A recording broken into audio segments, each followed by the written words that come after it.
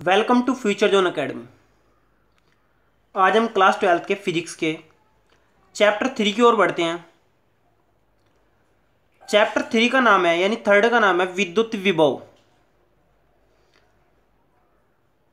आप वीडियो को बिल्कुल भी स्किप ना करें और आप वीडियो को समयानुसार ध्यान से देखते रहिए ताकि आपका प्रत्येक कॉन्सेप्ट आपका सेटल हो जाए, दिमाग में अच्छे से बैठ जाए और आप उसको अच्छे से समझ सकें। ओके। और अगर आप हमारे स्पेशल बैच से जुड़ना चाहते हैं तो आप 8755084148 पर संपर्क कर सकते हैं। ओके। मैं पार्ट बाय पार्ट वीडियो बनाने जा रहा हूं, तो आप वीडियो को पूरे ध्यान से देखिए और आपका प्रत्येक कॉन्सेप्ट मैं मानता हूं कि अच्छे से कवर हो जाएगा। ओके, आइए चलते हैं पहली हेडिंग की ओर। पहली हेडिंग हमारी विद्युत विभव। विद्युत विभव, तो मैं आपको बता दूं विभव क्या होता है। अगर आपका एक निकाय Q1 आवेश से लिया हुआ है, एक निकाय दूसरा आपका Q2 आवेश का है, इस पर मान लो आपका Q1 आवेश है, इस पर आपका Q2 आवेश है, तो विद्युत विभव वह राशि होती है जो इसमें आवेश के प्रवाह की दिशा का निर्धारण करती है। एक बार और रिपीट कर देता हूं, विद्युत विभव वह राशि होती है जो एक निकाय से दूसरे निकाय में आवेश के प्रवाह की दिशा का निर्धारण करती है। जिसका विभव ज्यादा होता है उससे कम विभव की ओर आवेश का प्रवाह होने लगता है। जिसे आप जानते हैं कि अगर आप में लेवल, जिस तरह मैं एक छोटा सा एग्जांपल दे रहा हूं, मान लो एक पाइप है, पाइप में फुल ऊपर तक पानी भरा हुआ है, इसका लेवल आप देखेंगे ज्यादा है, और ये आपकी कुछ भी छोटा सा बर्तन है जो नीचे रखा है, इसका लेवल कम है, तो आप जैसे इसको इससे ऐड करेंगे तो इसका पानी इसमें आने लगेगा, ऊपर से नीचे आने लगेगा। तो ठीक इसी प्रकार विद्युत विभव क्या है, एक ऐसी राशि है जो आवेश के प्रवाह की दिशा का क्या करती है, निर्धारण करती है। ओके, नेक्स्ट हेडिंग की ओर बढ़ते हैं। नेक्स्ट हेडिंग हमारी विद्युत विभवांतर। क्या है नेक्स्ट हेडिंग? विद्युत विभवांतर। तो मैं आपको बताऊं, अगर हमारे पास कोई विद्युत क्षेत्र है, क्या है, विद्युत क्षेत्र है, और उसके अंदर कोई दो बिंदु है ए और बी, तो एक का विभव हमेशा ज्यादा होगा, एक का विभव हमेशा कम होगा। तो इन दोनों के विभव का अंतर आपका क्या कहलाता है? विद्युत विभवांतर कहलाता है। या फिर आप कह सकते हैं विद्युत क्षेत्र के अंदर एक बिंदु से दूसरे बिंदु तक एकांक आवेश को ले जाने में किया गया कार्य, वो होगा आपका क्या? विद्युत विभवांतर। एक बार और रिपीट कर देता हूं, विद्युत क्षेत्र के अंदर एक बिंदु से दूसरे बिंदु तक एकांक आवेश को ले जाने में किया गया कार्य आपका विद्युत विभवांतर कहलाता है। इसे V से ही प्रदर्शित करते हैं, और ये क्या होता है? V2 माइनस V1, या फिर आप कह सकते हैं VB माइनस VA, और ये हमेशा W/Q के बराबर होता है। आप लोग इसको याद रखें, W/Q के बराबर होते हैं। और आपने 10वीं में भी पढ़ा है विद्युत विभवांतर, आपने 10वीं में भी पढ़ा है, वैद्युत विभव भी आपने 10वीं में पढ़ा है। कोई बात नहीं, लंबा टाइम हो गया ना 2 साल का, तो इसलिए याद नहीं रह पाता। तो यहाँ पर आप V यानी वैद्युत विभवांतर कैसे याद करेंगे? वैद्युत क्षेत्र में किन्हीं दो बिंदुओं को Q0 आवेश से ले जाने में किया गया कार्य आपका कितना होगा? वैद्युत विभवांतर होगा, यानी V बराबर W/Q। अगर इसके मात्रक की बात करें तो इसका मात्रक क्या होता है? आपका वोल्ट होता है। क्या होता है इसका मात्रक? वोल्ट। या फिर क्या होगा, आप यहां से देख सकते हैं कार्य का मतलब जूल और इसका मतलब कुलाम, तो इसका दूसरा मात्रक आप खुद भी निकाल सकते हैं, जूल प्रति कुलाम। क्या होगा दूसरा मात्रक? जूल प्रति कुलाम। ओके, नेक्स्ट हेडिंग की ओर बढ़ते हैं। तो नेक्स्ट हेडिंग है हमारी वैद्युत विभव। अभी हमने ये पढ़ी भी, लेकिन हम इसको है ना और डीपली पढ़ेंगे। अब वैद्युत विभव क्या होता है, इसको आप ध्यान से समझने के लिए यहां पर फोकस करें।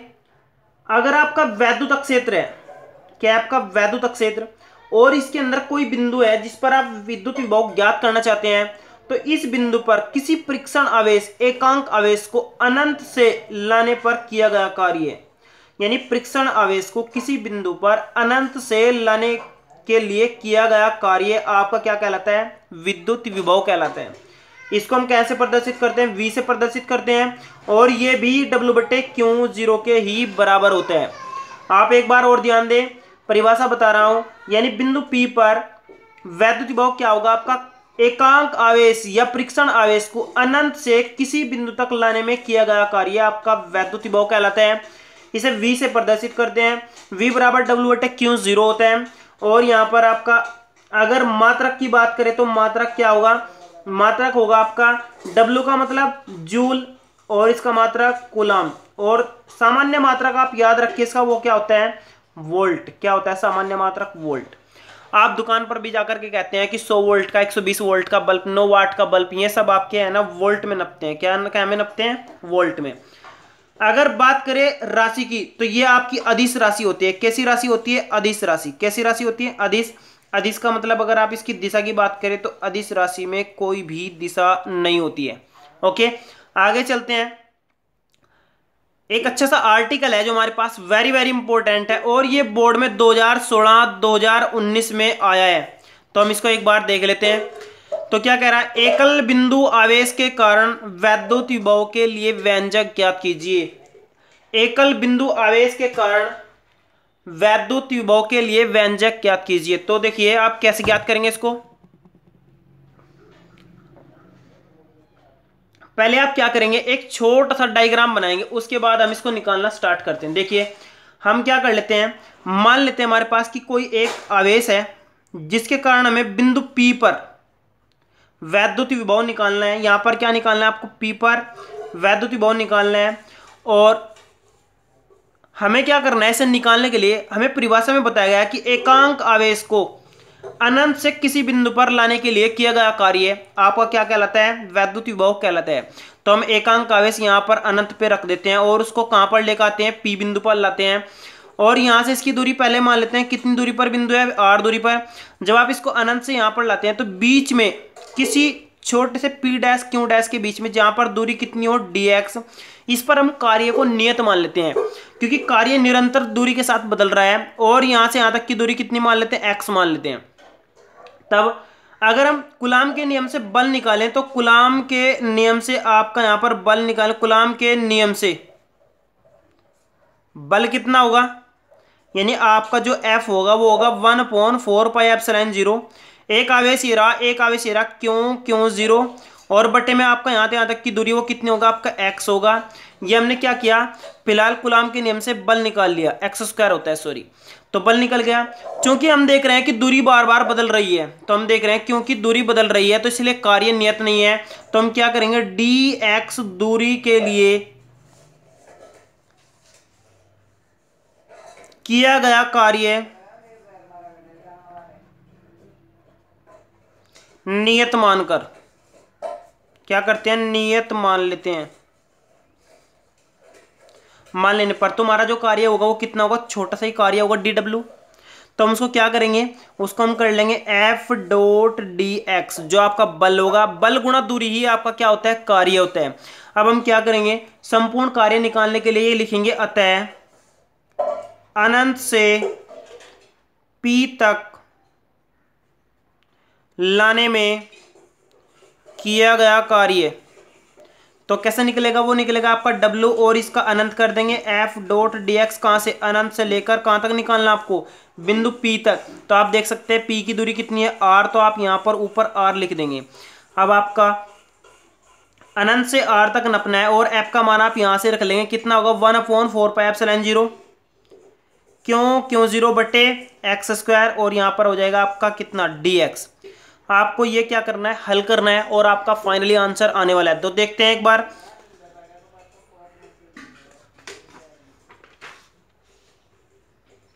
तो अब क्या करते हैं, हम कार्य निकालने जा रहे थे, तो W बराबर क्या था, समाकलन कहां से कहां तक ला रहे थे, अनंत से R तक, और ये F का मान अभी आपने रख दिया था 1/4πε0, क्यों 0 बटे x², यहां पर आपका क्या था, dx।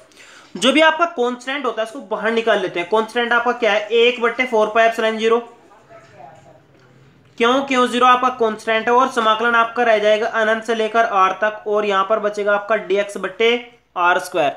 अब आप इसको हल करेंगे तो जो हमारा अवकलन होता है, सॉरी समाकलन होता है, समाकलन में क्या होता है, तो वो उसके बारे में आपने पिछली वीडियो में भी देखा, 2-4 हमने ऐसे फॉर्मेट पहले भी सोल्व किए। तो हम क्या करेंगे, इसका समाकलन कर लेंगे। याद रखना अगर 1/x² है, सॉरी ये x² था, तो उसका अवकलन होता है, सॉरी समाकलन होता है -1/x। कितना होता है, -1/x। तो आप इसका डायरेक्ट निकाल लेंगे -1/x। और यहाँ पर अनंत से लिमिट कहाँ तक है, r तक। मैं यहाँ पर लिख देता हूँ, क्या लिख देता हूँ कि समाकलन 1/x² dx का होता है वो कितना होता है, -1/x।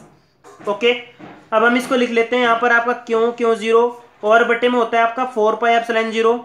और एक बार आपको ऊपर वाला रखना होता है 1/r हो जाएगा, फिर माइनस करके फिर नीचे वाला रखना होता है, अनंत रख दिया आपने। और फिर आपका क्या हो जाएगा यहाँ पर क्यों 0 बटे 4πε0। और क्योंकि किसी के बटे में भी अगर अनंत आ जाए तो उसका आंसर हो जाता है 0। तो ये हो जाएगा आपका। तो फाइनली जब आप इसको ऐसे करके लिखेंगे -1/4πε0 क्यों 0 बटे r, ये आपका क्या निकल गया, कार्य निकल गया। आप देख रहे हैं, क्या देख रहे हैं कि अनंत से उस बिंदु तक लाने में किया गया कार्य आपका कितना है, वो यहाँ पर ध्यान दीजिए। अनंत से बिंदु P तक लाने में किया गया कार्य आपका कितना था, W था। और फॉर्मूला क्या होता है, V, यानी वैद्युत विभव निकालने का, V बराबर W बटे क्यों 0। अब आप क्या करेंगे, वैद्युत विभव निकालेंगे और यहाँ पर लिख देंगे, यानी कि क्या लिखेंगे आप, वैद्युत विभव V बराबर कितना, W बटे क्यों 0, यानी 1/4πε0 क्यों 0 बटे r। इसके बटे में आप कर देंगे क्यों 0 से क्यों 0 कट जाएगा। और फाइनली आपका आंसर आ जाएगा कितना, 1/4πε0 क्यों बटे r। ये किसके लिए व्यंजक ज्ञात किया आपने, वैद्युत विभव के लिए। ये बार बार पेपर में रिपीटेड हुआ है, अच्छा क्वेश्चन है। आप इसको एक बार और जरूर सोल्व करें, मैं आपको जल्दी जल्दी रिपीट करके बता देता हूं, आप ध्यान दीजिए। हमने क्या किया, एक आवेश लिया क्यों, और फिर अनंत से कोई आवेश लाए क्यों 0, एकांक आवेश, इसको परीक्षण आवेश भी कहते हैं। और कहां तक लाना है, P बिंदु तक। चूंकि हम देख रहे हैं x, ये दूरी बार बार बदल रही है, तो जब दूरी परिवर्तित हो रही है तो आपका बल नियत नहीं होता है। तो हम क्या करते हैं, तो कूलाम के नियम से इस dx दूरी के लिए F बल नियत मान लेते हैं, 1/4πε0 क्यों 0 बटे x², ये आपका बल नियत मान लिया गया है। dx दूरी के लिए किया गया कार्य आपका क्या होगा, वो dw होगा F डॉट dx। F का मान आप यहां से यहां रख देंगे, फिर आप अनंत से यहां तक निकालने के लिए समाकलन करेंगे। समाकलन आप अनंत से लेकर r तक करेंगे, F डॉट dx करेंगे। और फिर अनंत से लेकर r तक के करने के लिए आप यहां पर F का मान रखेंगे 1/4πε0 क्यों 0 बटे x² dx। जो भी आपका कॉन्स्टेंट होगा उसको आप बाहर ले लेंगे। तो हमने जो भी कॉन्स्टेंट था वो बाहर लिया, तो बाहर लेने के बाद 1/4πε0 क्यों 0 बटे यहाँ जो आपका x² था वो अलग कर लिया गया है। 1 बटे x² का समाकलन -1 बटे x होता है, रख दिया गया है यहाँ पर। और फिर आप एक बार रखेंगे, एक बार अनंत रखेंगे, 1 बटा अनंत का मान कितना होता है, 0 होता है। तो फाइनली आपका -1 बटे r हो जाएगा। आपका ये -1 बटा r माइनस शुरू में लिख कर यहाँ पर ले लिया गया है। और यहाँ पर मैंने माइनस चिन्ह छोड़ दिया है, यहाँ पर लिख देते हैं ऋणात्मक चिन्ह छोड़ने पर। अगर कोई पूछ ले आपसे कि आपने ऋणात्मक चिन्ह क्यों छोड़ा है, तो आप लोग याद रखिए क्योंकि आप कार्य आवेश के विरुद्ध कर रहे हैं। आप एक बार यहां पर ध्यान दीजिए, आपको आवेश ले जाना चाहिए इधर, लेकिन आप इसको इधर लेकर आए, तो आप कार्य क्या कर रहे हैं, विरुद्ध कर रहे हैं। तो विरुद्ध का मतलब आपको माइनस का चिन्ह छोड़ना पड़ेगा। ओके, आगे बढ़ते हैं नेक्स्ट हेडिंग की ओर। बिंदु आवेशों के निकाय के कारण विभव, यानी अगर हमारे पास है ना खूब सारे आवेश हैं, जैसे कि यहाँ पर Q1 Q2 Q3 Q4 और यहाँ पर कोई क्यों आवेश है, इस पर आपके सारे क्या कर रहे हैं, विभव काम कर रहे हैं। तो आप क्या करेंगे, टोटल विभव निकालने के लिए V1 plus V2 plus V3 plus V4 निकाल कर ऐड कर देंगे। या फिर मैं अगर सही परिभाषा में कहूँ तो आप क्या कहेंगे कि किसी भी बिंदु पर विभव निकाय में उपस्थित अलग अलग आवेश के विभव के बीजगणितीय योग के बराबर होता है। यानी आपको सीधा साधारण जोड़ करना है और आपका टोटल विभव प्राप्त हो जाएगा। ओके, यहाँ पर आपका कोई भी सदिश योग नहीं होने वाला है। आप इन दोनों आर्टिकल को अच्छी समझे। अगर आपको वीडियो अच्छी लगी हो तो आप वीडियो को लाइक करें और चैनल को सब्सक्राइब करें और वीडियो को शेयर करें। Okay, thank you.